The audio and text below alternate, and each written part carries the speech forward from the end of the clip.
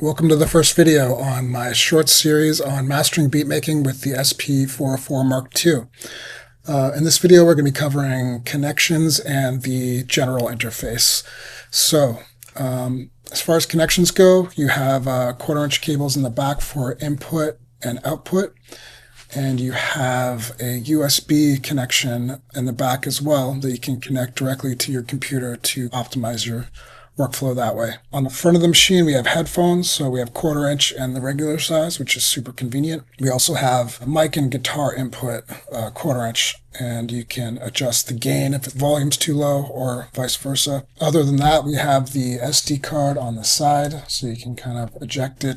I typically use a 16 gigabyte SD card. You can go bigger. I've used 512 gigabytes before, but the more samples you have, the slower the initial loading time is for importing the samples on the machine.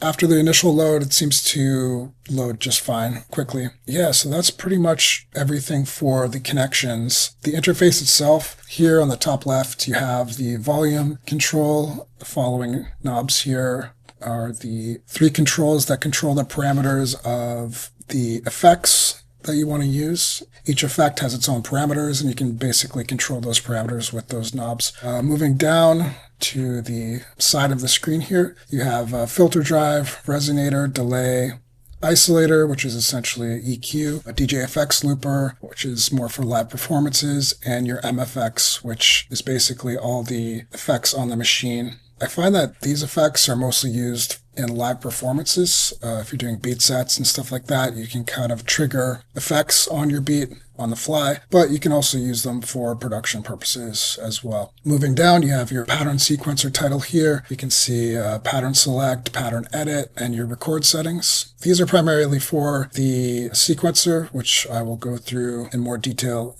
in another video. Next, we have the sample edit. So if you want to make edits to your sample as far as adjusting the start and end point, truncating, normalizing, chopping, you would hit the start end, and then you can also control the pitch and speed and various other aspects of the sounds with that button. And then the mark. One amazing thing about this machine is that it's always listening. Say if you're playing out some drum pattern and you didn't record, you can hit the mark button and it will go back and kind of pull that recording of what you just did up so that you can pull it out of that audio sample and then assign it to a pad. So it's almost like ghost recording, which is an interesting way of making beats as well. Delete, it's pretty self-explanatory. Sampling, so we have record and resample. Record is just simple record.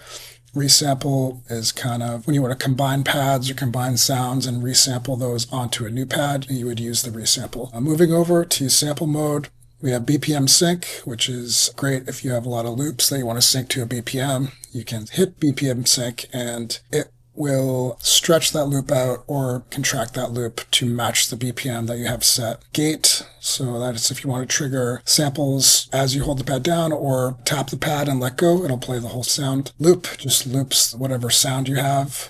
And then you have ping pong loop as a secondary feature, which will go back and forth looping.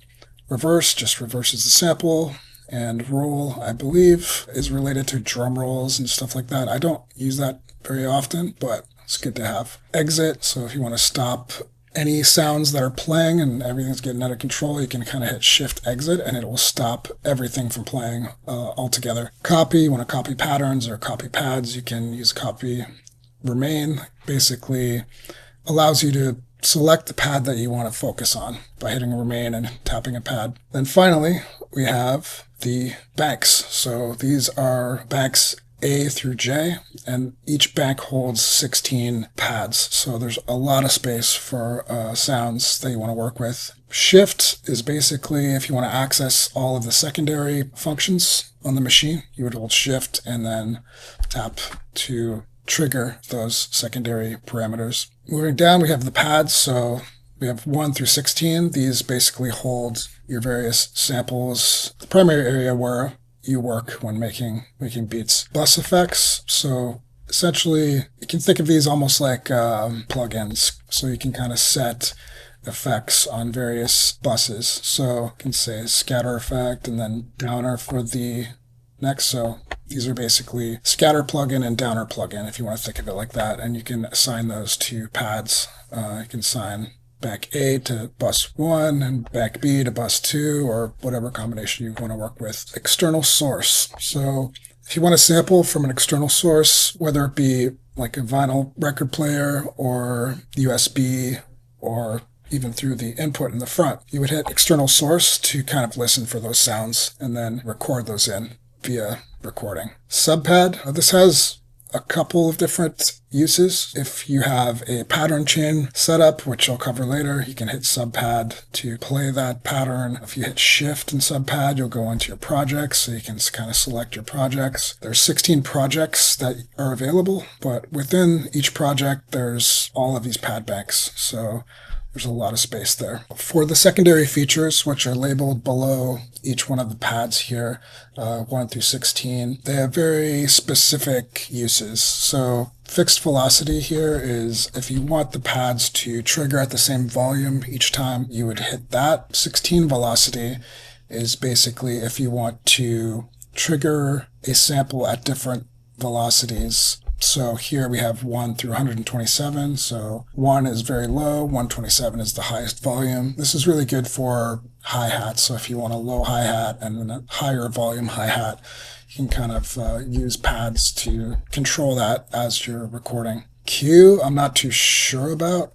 Maybe I'll do a video on that in the future. Chromatic is basically, if you use one-shots, like a one-shot piano note or something like that, you can use that one note, usually a C note, as the primary basis for kind of like a virtual instrument. So if you wanted to play different notes, even in scales, you can do C major. You can also adjust the scale here. It's really interesting and super helpful, especially if you have another device that helps with music theory. We'll go over that in the future video as well. Exchange. So if you want to exchange pads, like from 1 to 2, 2 to 1, you can use the secondary exchange here. Init param, I'm not 100% sure about that. Pad link is if you want to link pads together. So if you, say, have a kick and another kick, you want to link those together, you would hit pad link, shift 7, and then you can do 1 and 3, and it'll link those together if you have those sounds on those pads. Mute groups, so this is if you want the pads to cut each other off,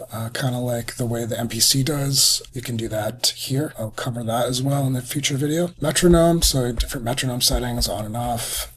Count in if you want to have a pre-count before you start recording. That's that. Tap tempo. So we have tempos for banks and tempos for projects. So if you go to the project, this is kind of like a global tempo. So if you hit 82, then you can go to bank A and you can have 90 BPM for bank A. Then if you go to a different bank, we can set bank B to like 105, 104. If you go back to bank A, it's back to 90, and then if you go to global, it's 82. So you can kind of override the global tempo in each bank, which is super useful, especially if you want to make multiple beats on multiple banks. You can do that. We have gain, which I'm not super familiar with, but I'm assuming it's volume control. Utility, this is kind of different settings for system, pad settings, effect settings, import, backup, and factory. I will cover some of that in the future videos. Import, export, this is very important if you want to import samples or export projects or things like that. That's what you'd use to do that. Cover that in the future video. Pad settings, so you can really hone in and kind of fix the settings of pads. And effect settings, so shift 16. This basically is like a master chain for various effects. You can change the master effects here, set your own kind of favorites, and combine those effects with bus 1 and bus 2. So you have a lot of control over how you want your beat to sound. That basically covers the connections and the interface. And in the next video, I'm going to be covering recording and editing samples. I'll see you in the next one.